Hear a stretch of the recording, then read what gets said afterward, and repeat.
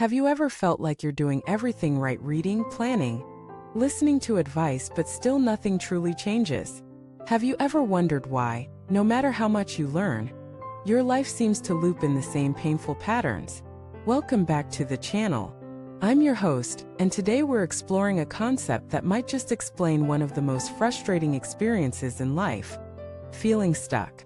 Not physically stuck, but mentally, emotionally, spiritually. You take courses, go to therapy, read the books, but deep inside, you feel like you're still watching life from behind a glass wall. This isn't laziness. It's not a lack of desire. It's a gap in cognitive evolution. Today, I'll guide you through 5 powerful stages of mental awareness that mark the shift from passive survival to conscious living. These aren't abstract theories. They're rooted in real-life transformation stories of people just like you, who broke their loops and finally moved forward. So if you're tired of circles, if you're ready to live forward instead of spinning backward, this video is your roadmap. Let us begin the journey. The first stage of cognitive awareness is blind reactivity. This is the autopilot phase. You're not just unaware of your patterns, you don't even know that there are patterns. You react, repeat, rationalize. Life happens to you, not through you. When people ask how you are, your answers are generic. I'm fine. Just busy. Same old. But beneath that is a simmering sense of disconnection. Perfect example is Andre. In his late 20s, Andre felt angry all the time. Coworkers, at traffic, at his family. But he never paused to ask why. His default answer to conflict was volume. His relationships suffered. But he blamed others. They're just sensitive, he'd say. One day, his girlfriend left a note. "You're not listening to the world. You're defending against it." That shook him, because for the first time he realized he wasn't just reacting to life. He was repeating a defense mechanism learned from watching his father shout through discomfort. This moment cracked something open. It moved Andre into the second stage, awareness of the loop. This second stage is awakening. Suddenly you see it. The triggers, the cycles, the ways you sabotage. You hear your voice say something unkind and think, "That's not who I want to be." You notice how you shut down during compliments, how you feel anxious after saying yes when you meant no. You begin journaling, attending workshops. You underline books. But you're still stuck. Because knowing isn't changing. This is where many people get discouraged. They think, if I understand it, why can't I stop doing it? But here's the truth. Awareness is a mirror, not a map. It reflects who you are, but it doesn't tell you how to get somewhere else. This is where we enter stage 3, emotional processing.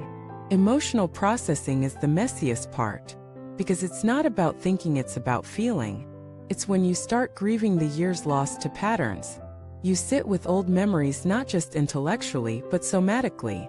You let the fear rise. You cry over the little girl who had to be perfect to feel safe. You rage for the boy who never got to say no. This is the inner work. The shaking hands. The quiet drives. The therapy sessions where you say, "I don't know why this hurts so much," and your body says, "I do." Melanie entered this stage after learning that her constant people-pleasing was rooted in childhood neglect. For weeks she felt worse. Anxious. Irritable. But her therapist said, "This is detox. Your nervous system is learning safety." That reframing helped her stay with the discomfort. And one morning while brushing her teeth, she realized she no longer felt compelled to explain her every decision to her mother. That's the shift. The fourth stage is cognitive reorientation. This is when you stop just reacting or feeling and start choosing. You begin replacing default scripts. Not with fake positivity, but with grounded truth. Like this: instead of "I'm always messing up," you think, "I made a mistake, but I'm still learning." Instead of "No one listens to me," you say, "I have a right to speak." I'm practicing voicing myself. These aren't affirmations. They're re-anchoring statements. And the more you practice them, the more your neural pathways rewire. Your habits shift. Your confidence grows not because you're perfect, but because you're present. Let us look at Jay, who always feared confrontation. In stage 2, she recognized the fear. In stage 3, she cried through memories of being punished for speaking up. But in stage 4, she started rehearsing. She stood in front of the mirror and practiced saying, "I disagree." She sent one honest email, had one hard conversation. Each time her heart pounded, but each time she survived. That's the work. Finally, we arrive at stage 5, embodiment. This is where the loops don't just break, they fade.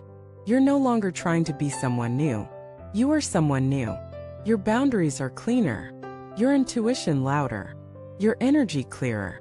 And it's not that you never get triggered, but you recover faster. You hold duality. You can feel insecure and still act with courage. You can feel anger without needing to explode. You can love without losing yourself. Embodiment means your growth-isnd performance. It's reflex. Hector reached this point after years of struggle with abandonment issues. One day his partner said, "I need space." And for the first time, Hector didn't teabeg or collapse. He nodded, said, "Take the time you need," and went for a walk. He didn't text obsessively. He didn't spiral. He simply waited, trusted, breathed. That was the proof, not in words, but in nervous system calm. Growth isn't about what you know. It's about how you live under pressure. So where are you in these 5 stages? Are you still reacting blind to the loop? Are you aware but overwhelmed? Are you processing deep in emotional mud? Are you rewriting, practicing new thoughts? Or are you becoming, living what you once only dreamed? No stage is better. No stage is linear. We cycle through them again and again, but every time we spiral upward, not back.